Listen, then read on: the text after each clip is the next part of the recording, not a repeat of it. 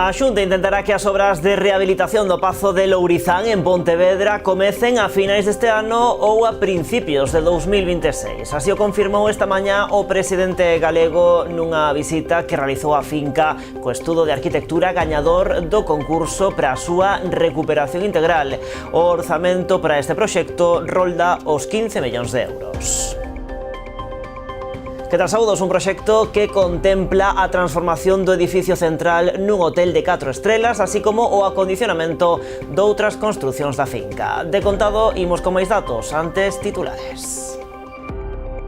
O PSOE abre un expediente de expulsión ao concelleiro de Outes que presentou a moción de censura xunto co PP. Antonio Camaño dispón de 3 días para presentar alegacións, algo pouco probable atendendo a súa intención de integrarse no novo goberno dos populares.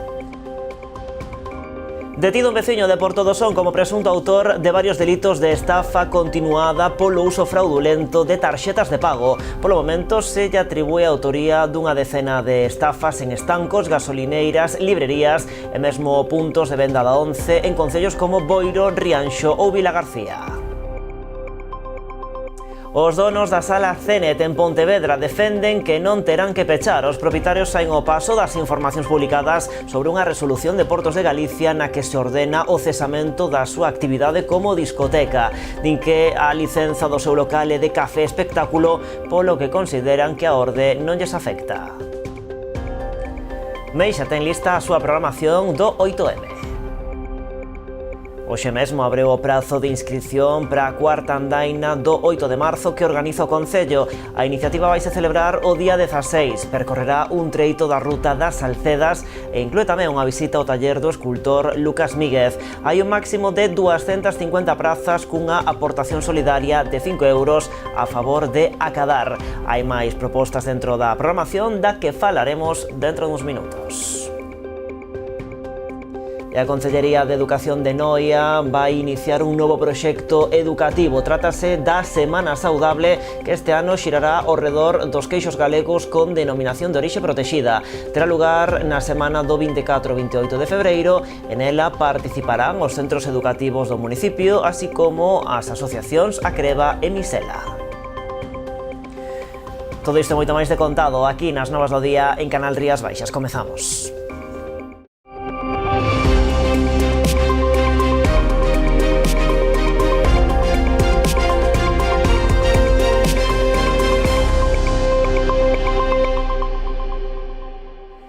A Xunta intentará que as obras de rehabilitación do Pazo de Lourizán en Pontevedra comecen a finais deste ano ou a principios de 2026. Así o confirmaba esta mañá o presidente galego nunha visita que fixo á finca co estudo de arquitectura gañador do concurso para a súa recuperación integral. O proxecto contempla a transformación do edificio central nun hotel de 4 estrelas, así como o acondicionamento de outras construcións da finca. O orzamento rolda os 15 millóns de euros.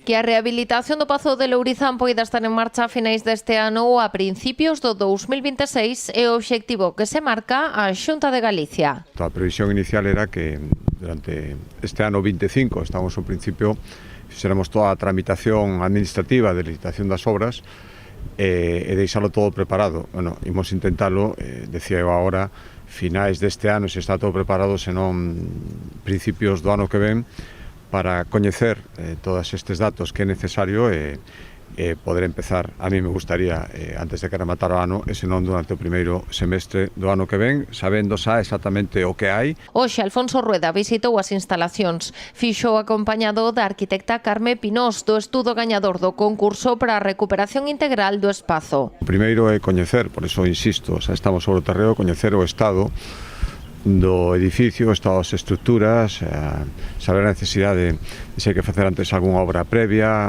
complementaria, eso vai condicionar os prazos do proxecto. El equipo que ha redactado el proyecto está muy orgullosa de que creo que hemos trabajado con sentido común y trabajado para que las cosas se desarrollen de una manera moi fluida. A intención é que o proxecto gañador Xardín 2.0 permita recuperar e transformar o conxunto da finca de Lourizán. A máis importante será a actuación no edificio central, que pasará a acoller un hotel 4 estrelas, un restaurante e unha área de exposicións na planta baixa. 23 habitacións, se decía. O sea, non queremos facer aquí un gran complexo hosteleiro, buscamos moito máis a calidade que sexa unha referencia. Creo que podemos facer algo aquí moi bonito e hai exemplos por aí de instalacións que se converteron en unha referencia. Aquí queremos facer tamén, non estamos pensando nun macrohotel nin en algo masificado, todo o contrario. Así as cousas, Rueda insistiu en que o Pazo de Lourizán continuará a ser unha referencia en materia forestal. Hai moitos anos que Lourizán é unha referencia en materia de investigación forestal, de capacitación forestal. Toda esta referencia non hai que perdela, ao contrario, hai que fomentala. Por lo tanto, haberá unha parte de instalacións dedicada a iso. Pero isto non vai ser algo pechado e de utilización privada, ao contrario. Nos queremos que isto sexa disfrutado e asimilado como algo propio pola xente de Pontevedra. Isto é un pouco de todos nós. Ademais, construirase un novo pabillón polivalente de case 600 metros cadrados. A antiga escola de capataces habilitarase para acoller espazos de coworking e unha residencia de investigadores, e no lagar situaránse as oficinas do sector forestal. O orzamento inicial que calcula a Xunta de Galicia supera os 15 millóns de euros. Valga contará cunha nova base de unidades operativas da loita contra o lume. Trátase dun servizo que busca favorecer a conciliación entre traballo e descanso do persoal que traballa na prevención e extinción dos incendios. Os traballos para a súa construción vanse iniciar no segundo semestre deste ano cun orzamento de preto de €500 000. A futura base de unidades operativas de Valga asentarase nestes terreos cedidos polo Concello á Consellería do Medio Rural. A parcela ten unha superficie de 3.000 metros cadrados e nela asentarase esta edificación que vai servir para favorecer a conciliación entre traballo e descanso do persoal do Servizo de Prevención e Defensa contra os Incendios Forestais, un servizo do que se van beneficiar os concellos da contorna do Salnés e tamén da zona do Sar. Un proxecto non para Valga, sino que é para toda a comarca, non a comarca do Salnés, sino que poden entrar tamén a comarca de Padrón, que dará servicio e que tendrá fijos no noso concello, en ese edificio que se vai a construir, pois as brigadas permanentes da Consellería de Medio Rural. Esta nova infraestructura conta cun orzamento de preto de €500 000. O resultado será un edificio de 2 andares con diferentes espazos e prestacións para todo o persoal da loita contra o lume. Vai a ter 2 plantas, non? Na planta de abaixo vai estar o equipamento e creo que tamén baños, servicios e dependencias donde poder aseos, non? E despois na planta de arriba pois vai haber oficinas e vai haber outros despachos dos equipos que van a ter na parte de arriba.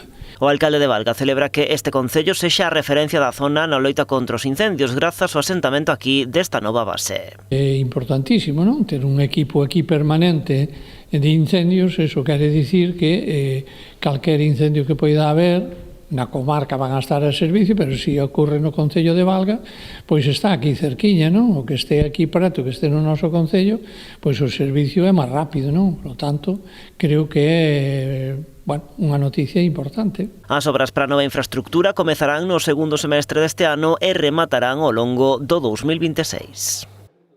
E os concellos do Barbanza dan un paso máis á hora de mancomunar servizos. Rianxo, Boiro e A Pobra están a estudar un sistema conxunto de xestión de residuos que permita abaratar os custos e prestar un mellor servizo á veciñanza. Os concellos do Barbanza buscan transcender o ámbito do turismo á hora de mancomunar servizos. Tras a súa aposta pola formación, coa colaboración en obradoiros e programas de emprego, dan agora un paso máis cun proxecto conxunto de xestión de residuos entre os concellos da Pobra, Boiro e Rianxo.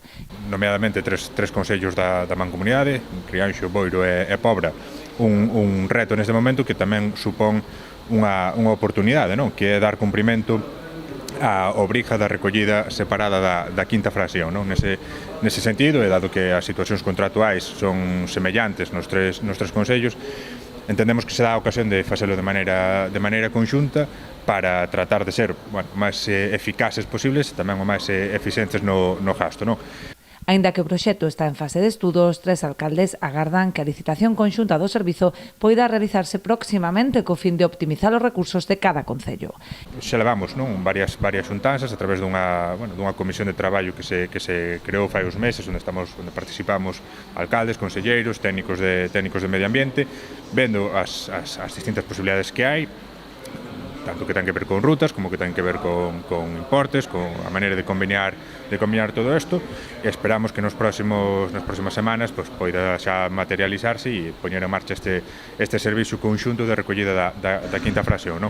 Isto ábrenos un horizonte moito máis amplio que ten que ver co ámbito do lixo, que ten que ver con outros servizos e que nos poden supoñer seguir traballando nesa línea, compartindo e debatindo as distintas posibilidades que hai, pero que queremos empezar neste momento por esta necesidade, pero oportunidade tamén tan inmediata que esperemos que se poida materializar satisfactoriamente. Esta xestión conxunta marcaría o inicio do camiño para mancomunar a prestación doutros servizos básicos.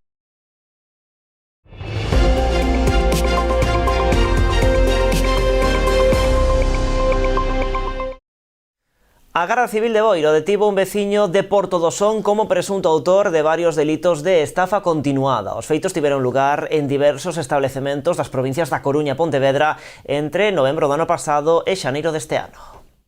A investigación enmarcada na Operación Bompei iniciouse a raíz de varias denuncias presentadas por propietarios de establecementos comerciais. En todos eles, o agora detido utilizaba o mesmo modus operandi. Solicitaba unha tarxeta de pago PaySafeCard, un sistema baseado en códigos prepago con valores de entre 50 e 150 euros.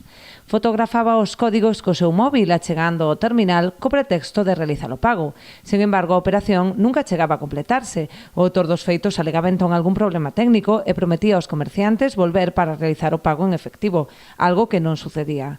Cando estes tentaban anular a operación era imposible, posto que o saldo xa fora canxeado de xeito inmediato. A declaración dos propietarios dos negocios e as imaxes das cámaras de vixilancia permitiron deter esta semana o sospeitoso, que conta con numerosos antecedentes penais por estafas similares. Mentres que o presunto autor xa pasou a disposición do xulgado de Ribeira, a Garda Civil mantén aberta a investigación ante a posibilidade de que existan novas vítimas que aínda non presentaran denuncia. Polo momento se lle atribúe a autoría dunha decena de estafas en estancos, gasolineiras, librerías e mesmo puntos de venda da ONCE en concellos como Boiro, Rianxo ou Vilagarcía, entre outros. Bueno, tal e como xa anunciara a Dirección Provincial, o PSDG abre un expediente provisional de expulsión a Antonio Camaño, concelleiro de Outes, que presentou unha moción de censura xunto co PP. A medida disciplinaria foi notificada a pasada tarde ao aínda voceiro socialista, que dispón de 3 días para presentar alegacións. Algo a todas luces improbable, coñecida xa a súa intención de integrarse no novo goberno dos populares, se prospera a moción de censura. A sesión terá lugar o vindeiro martes 25 de febreiro ao mediodía, na que se proporá a investidura do voceiro do PP, Francisco Calo, como novo alcalde de Outes. O BNG levará de novo ao Parlamento unha iniciativa para reclamarlle á Xunta a elaboración dun regulamento de baleirado e limpeza daqueles encoros que son da súa competencia. Os nacionalistas insisten na afección negativa que estas prácticas producen na actividade productiva das rías. A deputada Rosana Pérez, xunto cos voceiros da formación nacionalista na comarca de Muros Noia, volveron a demandar da Xunta a elaboración dun regulamento de baleirado e limpeza daqueles encoros que son da súa competencia. Segundo os nacionalistas, non é a primeira vez que fan esta solicitude, obtendo sempre a negativa do goberno galego. Que a Xunta de Galiza estableza un regulamento de xeito urxente para o baleirado e limpeza dos encoros, nomeadamente do encoro do Tambre. Quero lembrar aquí, facer unha pequena paréntese, que isto foi denunciado non só pola Confraría de Noia, sino tamén pola propia Federación de Confrarías da provincia da Coruña, que solicitando que a Xunta de Galiza terme neste asunto. E, en segundo lugar, o que pedimos é que ese regulamento contemple os danos polos que hai que resarcir os mariscadores se en calquera momento se produce un baleirado improcedente. Agardamos que o Partido Popular nesta ocasión se poña do lado dos mariscadores e non continúe, como sempre, ao lado das eléctricas. Dende o BNG comarcal sinalan que se trata dunha actitude enormemente irresponsable da Xunta. que coa súa negativa a protocolizar estas prácticas está a provocar graves consecuencias para o sector do mar, especialmente o marisqueo, como aconteceu hai varios días na ría, cunha nova alta mortaldade de marisco. Trátase de tomar decisións. E aquí o que lle pedimos, o que lle exiximos á Xunta de Galicia é que asuma as súas competencias e se preocupe por un sector que é o motor desta ría. E levamos vendo anos e anos como esta situación única e exclusivamente polos beneficios dunha empresa eléctrica pois se ve agravando a clase traballadora desta ría. Nós, dende o BNG, temos moi claro da man de quen estamos. Estamos da man do sector marisqueiro. Vamos a empezar unha nova campaña do marisqueo o día 3 do mes que ven. Agardamos que sexa unha campaña productiva, que haxa moito berberecho e moita mesa, pero desde logo o traballo da Xunta e do PP da Xunta a este respecto non se ve por ningún lado. Necesitamos que apoyen, que aproben as iniciativas que se levan desde o Grupo Parlamentario do BNG para ese regulamento dos encoros e necesitámoslo xa, non podemos agardar máis porque o sector está en grave risco. E o BNG rexistra unha iniciativa no Parlamento galego solicitando que se considere Vic toda a contorna histórica da Toxa. A proposta do bloque é que se inclúa o conxunto relacionado coa tradición termal. Os nacionalistas lembran que grazas a esa actividade a illa converteuse no seu día nun dos grandes referentes internacionais, a altura de outros grandes espazos termais de Francia ou do Reino Unido. O conxunto que o BNG demanda que sexa declarado ben de interese cultural inclúe o Gran Hotel, a Capela, o antigo balneario e a fábrica de xabróns. Tamén o conxunto de chalés construídos entre 1922 e 1930 situados nesa contorna. Un conxunto único, di o BNG, que compre conservar con urxencia. Os nacionalistas lembran que a nova versión do pexón do Grove inclúe cambios que para eles son preocupantes. Por exemplo, no caso do Gran Hotel, que pasa de ter unha catalogación estructural a ambiental, o que, segundo din, na práctica supón que deixa de estar protegido. O patrimonio que nos perdamos é fonte de riqueza menos que lle deixamos aos que van vindo. A parte de que, se o povo está esmorecendo, tamén é porque esmorece ou porque pode esmorecer o noso patrimonio. E creemos que o Gran Hotel non consideralo Vic ou toda esta zona non tela protexida como debe ser, o que vai a facer é eso, empobrecernos. Preocúpanos moitísimo que nin o Partido Socialista no Concello do Grove ou o Partido Popular na Xunta de Galiza, lonxe de aumentar a protección existente para este conxunto, están dando pasos na dirección contraria, non? Na dirección de rebaixarlle esa protección e pasar de protección integral a simplemente protección ambiental. O futuro da sumillería de toda España exhíbese en Pontevedra. Vémolo despois da publicidade.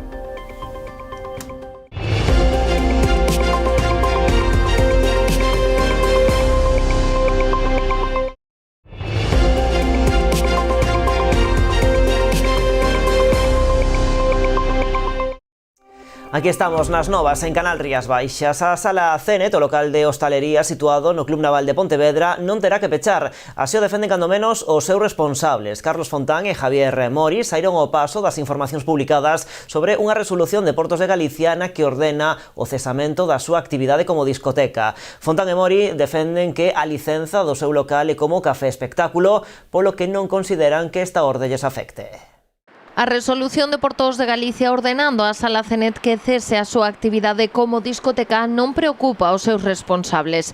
Carlos Fontán e Javier Mori aseguran que a súa licenza é como café espectáculo, non como discoteca, e que cumpren con todo o que implica. Que non vamos a cumplir porque non somos unha discoteca, somos un café espectáculo e por eso tenemos esa licencia de actividad y cerramos a las 5:30 de la mañana. Si fuéramos una discoteca cerraríamos a las 6:30 o 7 de la mañana los fines de semana. Nosotros no tenemos una pista de baile delimitada, que es lo que nos diferenciaría de una discoteca, ni cerramos el horario de una discoteca.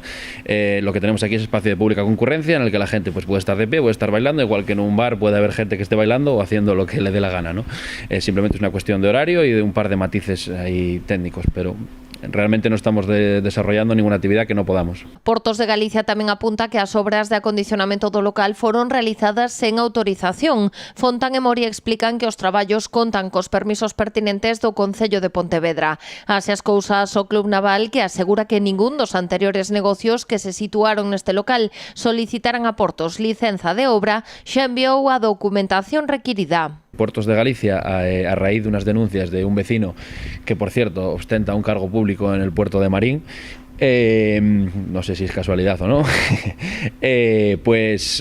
raíz de esas denuncias solicita al Club Naval que tiene que legalizar o regularizar las obras que se hicieron también con Portos de Galicia, no solo con el Ayuntamiento de Pontevedra. Es decir, nosotros siempre mando el proyecto, el proyecto que se había presentado el mismo Concello de Pontevedra, pero ahora Puertos nos dice que ese proyecto tiene que ir revisado por el Colegio de Arquitectos, que es lo que ha hecho el Club Naval. A nosotros por lo menos nos notifican porque somos parte interesada, pero realmente es un trámite que está haciendo el Club Naval. Nos informan y, lógicamente, el Club Naval manda ese proyecto visado y ahora está la pelota en Portos de Galicia en legalizar esa obra. Os dous hostaleiros aseguran que a resolución de Portos de Galicia é un episodio máis dun conflito que parte de varias denuncias veciñais. Denuncias que apareceron xa en maio do ano pasado, 5 meses antes do inicio da súa actividade. A día de hoxe superan xa a 30. Él, pues mira, dice que la gente cruza por fuera del paso de peatones, que no reciclamos. Hay que ser conscientes de que al final aquí pues hemos hecho una apuesta personal. Aquí hay muchos puestos de trabajo. Creo que nos hemos convertido un pouco nestos 3-4 meses en un pouco un referente de la ciudad en tema de ocio. Contra a Sala Cenet tamén hai queixas ante a Policía Local, o Concello de Pontevedra, Costas e mesmo o Parlamento Europeo. Os empresarios consideran que é unha cruzada contra eles. Es una cruzada, creo que alega que su vivienda pierde valor por estar nosotros aquí. Sí. Y bueno, creo que le ha pedido al Concello de Pontevedra que el informe de todos los negocios que abren a lo largo de toda la avenida, porque él teme el efecto llamada, él teme que como nosotros hemos abierto aquí a lo mejor vengan más negocios hacia aquí y su vivienda pues se convierta esto en una zona de ocio, pues él no quiere eso, pero bueno, vivimos en un país libre, esto no es Cuba, aquí puede cualquier persona montar un negocio si quiere, así que es lo que hay. Polo de momento, Carlos Fontán e Javier Moria aseguran estar tranquilos, defenden que non cesarán a súa actividade ata que ordene un xuiz e adiantan, se iso ocorrera, solicitarían un lucro cesante polo investimento de ata 700.000 euros que fixeron para habilitar o local e os 10 anos que aínda lles quedan de contrato. Seguimos con outros asuntos. Unha vintena de empresas do sector mar industria do Salnés participaron hoxe na presentación dunha guía para a detección de violencias machistas no ámbito laboral. Trátase dun manual elaborado pola Xunta co que se busca identificar de xeito precoz posibles casos de malos tratos. Unha ferramenta, din, para poder actuar canto antes tamén dentro do ámbito do traballo. A Mancomunidade do Salnés acolleu hoxe a presentación dun manual impulsado pola Xunta para a detección de víctimas de violencia de xénero dende o ámbito laboral. Para intentar detectar precozmente cando unha muller poda ser siendo maltratada na empresa. Non exactamente por unha persoa dentro do tecido empresarial, sino incluso por súa parella, que nada ten que ver con ese produto ou con ese tecido empresarial, pero sí que detectando precozmente a violencia que pode estar exercendo sobre ela ese home ou súa parella, poderemos actuar xa dentro do tecido empresarial. Porque explican, no traballo hai varios indicadores que se poden detectar cando unha muller está a sufrir violencia de xénero. Indicadores físicos, indicadores psicolóxicos e indicadores productivos, porque hai unha estadística que di que, claro, cando unha muller está sendo maltratada e vai ao centro de traballo, o ritmo de traballo, a productividade dese traballo que está facendo muta, cambia. Entonces é un indicador importante que os compañeiros, por unha parte, e os mandos directivos desa empresa terán en conta para botarlle unha man ou para axudarlle ou para derivalas aos recursos especializados. Na presentación desta mañá participou unha vintena de representantes de empresas do sector mar industria da zona. Representantes do sector da acuicultura, do sector depuradoras, do sector conserveiro, un pouco pois para poder presentar esta guía que entendemos que vai a ser unha ferramenta fundamental pois para radicar e apoiar as mulleres traballadoras e que poidan desenvolver a súa actividade pois nun ámbito laboral tranquilo e libre de violencias e en igualdade, que o que pretendemos fomentar, como non, desde esta mancomunidade. A guía estáse distribuindo por todo o tecido empresarial galego. Polo de agora xa se entregou a máis de 160 empresas, que se traduce en máis de 20.000 empregados que xa contan con esta ferramenta. Hoxe abre o prazo de inscripción para a cuarta andaina do 8M que organiza o Concello de Meis. A iniciativa vaise celebrar o día 16 de marzo. Percorrerá un treito da Ruta das Salcedas e inclúe unha visita ao taller do escultor Lucas Míguez. Hai un máximo de 250 prazas cunha aportación solidaria de 5 euros a favor de Acadar, a Asociación de Mulleres con Discapacidade de Galicia. O Concello de Meis xa ten a punto a súa programación alrededor do 8 de marzo, o Día da Muller. Entre as propostas salienta a cuarta andaina do 8M que se vai celebrar o día 16. Este ano o percorrido centrarase na parroquia de San Salvador. Vamos a facer parte da Ruta das Salcedas, da coñecida como Ruta das Salcedas, que aproveito para dicir que o Concello vai a ter restaurada e arreglada para poñela máis en valor todavía nesa data. Vamos a arranxar unhas pontes que co paso do tempo se foron estropeando e se vai a abrir determinada zona para facilitar a ruta. Non? É unha ruta que non a vamos a facer enteira porque é moi longa e como ven xente de todas as cidades a vamos a reducir a 4,5 km.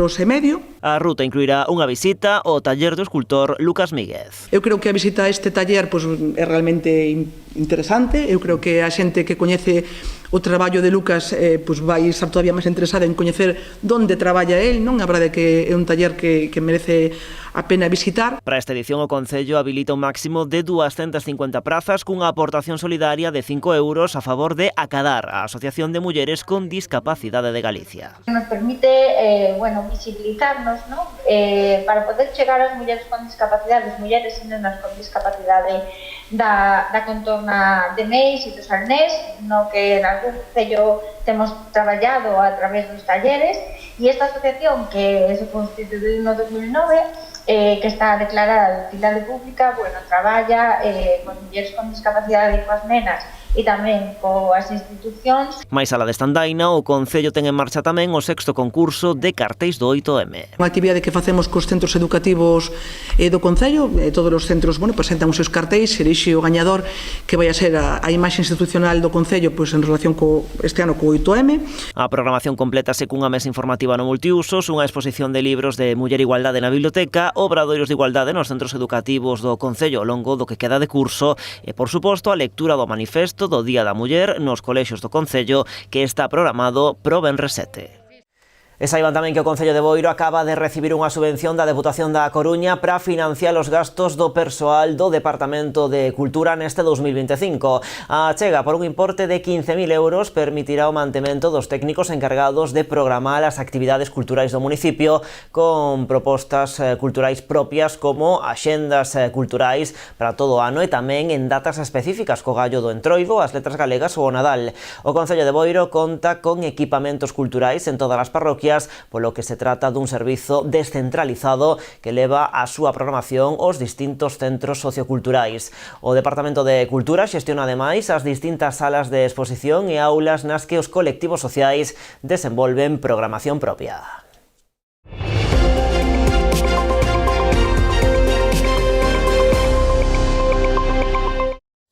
No Centro Integrado de Formación Profesional Carlos Oroza, en Pontevedra, exhibiuse o futuro da sumillería de toda España. Esta semana celebrouse a 11ª edición do Campeonato de Sumillería Suso Domínguez. Participaron representantes de ata 16 centros de FP de toda España e de Portugal. Esta nova etapa na que entra o concurso de sumillería, que agora pasa a ser xa máis un evento en sí que máis algo de facer por casa, agora pasa a ser un gran evento, pois cun espectáculo máis divertido, máis ameno tanto para os participantes como para o público, e que é moi chamativo visualmente, con un novo formato de probas e un novo diseño do que é o evento en sí, con unha parte formativa. Do que se trata é de facelos brillar, hai que desempolvar ese talento, hai que motivalo, hai que crealo, enchelo de ilusión para que realmente poidan alcanzar os seus soños e poidan, ter un futuro profesional acorde ao que deles esperan. Desde fai moitos anos sempre dixen que as dúas claves ou tres claves pasan por ter paixón, isto ten que apasionarte, pasa por ser moi humilde e pasa por ter curiosidade. Eso que con isto funciona. Esta foi a 11ª edición do certame, pero a primeira da súa nova versión. O campeonato redefínese como Som Talent FP, Campeonato Internacional de Xoves Talentos de Sumillería, Premio Suso Domínguez. Un xeito de reforzar a súa identidade na procura de futuros sumilleres. Hoxe celebrouse a gran final na que os finalistas tiveron que amosar os seus coñecementos e habilidades, pero o programa da cita estendeuse un total de 3 xornadas, combinando formación, competición e experiencias en torno ao mundo do viño. De feito, o alumnado dos diferentes centros participou nunha visita tematizada sobre a gastronomía e o viño pola cidade de Pontevedra, nunha charla de introducción ás Rías Baixas na sede do Consello Regulador da Denominación de Orixe, e mesmo coñeceron as instalacións e os viñedos da adega patrocinadora do evento, Altos de Tarona, na subzona do Rosal. Un evento formativo a cargo de Xoán Canas, director do Instituto Galego do Viño, entidade colaboradora, ou unha mesa redonda con diferentes sumilleres foron algunhas das propostas que completaron a programación. A Concellería de Educación de Noia vai iniciar un novo proxecto educativo. Trátase da Semana Saudable, que este ano xirará ao redor dos queixos galegos con denominación de orixe protexida. Terá lugar a semana do 24 e 26 de febreiro. En ela participarán os centros educativos do municipio, tamén asociacións como a Creba e Misela.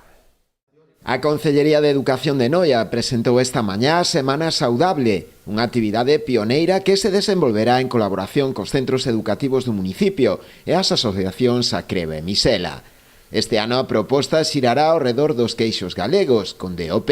É un novo proxecto e neste ano titulamos Saberes e Sabores de Galicia, unha semana para descubrir os queixos galegos con denominación de orixe protexida. Pois comentar que esta actividade innovadora para os centros educativos e diferentes asociacións do noso Concello de Noia é algo pioneiro que apostamos por elo porque pensamos que é importante que os nenos aprendan, neste caso, pois de onde ven o queixo. O queixo galego, o queixo con DOP.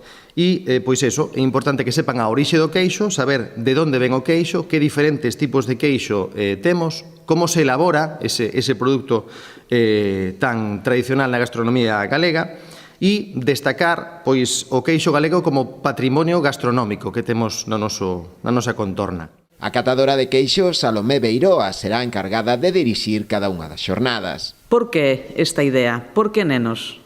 Porque do que fagan os nenos hoxe ou do que lle amosemos aos nenos hoxe depende o que fagamos nós no futuro. E eles son un pouco os transmisores e os encargados de saber o que temos, de valorizar o noso produto, a nosa materia prima, saber de onde ven e, sobre todo, sacarlle a rentabilidade a anos vista. Non? Eu voulles dar a probar leite. E voulles explicar por que dese leite sale queixo. E voulles explicar como. E o queixo non sale da nevera, sale dunha vaca.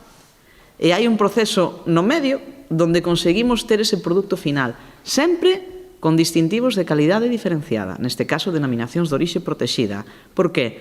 Porque buscamos que teñan unha trazabilidade, unha calidade de produto, unha tradición, unha historia, unha cultura e que estea reflexado nesas accións. A actividade que se desenvolverá a semana do 24 ao 28 de febreiro conta tamén coa colaboración do selo Galicia Calidade. E o Concello de Outes sumouse este ano os actos convocados pola Fundación Rosalía de Castro e Hostalería.gal para conmemorar o nacemento da escritora. En colaboración coa hostelería local ofrecerán caldo de gloria, de tapa, a última fin de semana de febreiro. 14 estabelecementos hostaleiros de todo o termo municipal colaboran na campaña Caldo de Gloria, a que este ano se sumou o Concello de Outes para conmemorar o nacemento de Rosalía de Castro. O 23 de febreiro, moitos dos establecementos de restauración do noso Concello van adherirse á campaña que promove a Fundación Rosalía de Castro e Hostelería.gal para degustar o caldo de gloria nos seus establecementos. Temos diferentes opcións porque se celebra durante todo o fin de semana. Hai establecementos que farán só o sábado, establecementos que tamén o servirán o sábado e o domingo. O caldo de gloria é un caldo que conta Rosalía nun dos seus poemas de Follas Novas, no que ela fai un caldiño, como lle chamamos aquí, un caldiño lavado, porque non tiña moitas cousas para botarlle o caldo. Ademais de caldo de tapa, repartiránse uns dípticos cun breve resumo sobre a figura da escritora galega máis universal, así como fragmentos da súa obra. Os locais que vos acheguedes podedes atopar uns dípticos que fixemos de Rosalía, onde aparece unha historia breve así da súa vida, para xente que non saiba moito dela, e algúns poemas para que poidan ler. E logo tamén repartimos os mantéis individuais que nos mandou a Fundación da Casa Rosalía para que teñan nos propios restaurantes para servir o caldo. E en cada un dos 14 locais que participan, veredes na porta o día que se pode degustar. Algúns o sábado, outros domingo e outros ambos os 2 días. Pois así cunha tapiña de caldo de gloria rematamos hoxe o tempo das novas. De contado chega o Orixe Calidade con toda a información do sector vitivinícola. Tamén continúa, xa saben, a actualidade en canalriasbaixas.com e tamén nas nosas redes sociais. Graciñas, como sempre, por estaren aquí.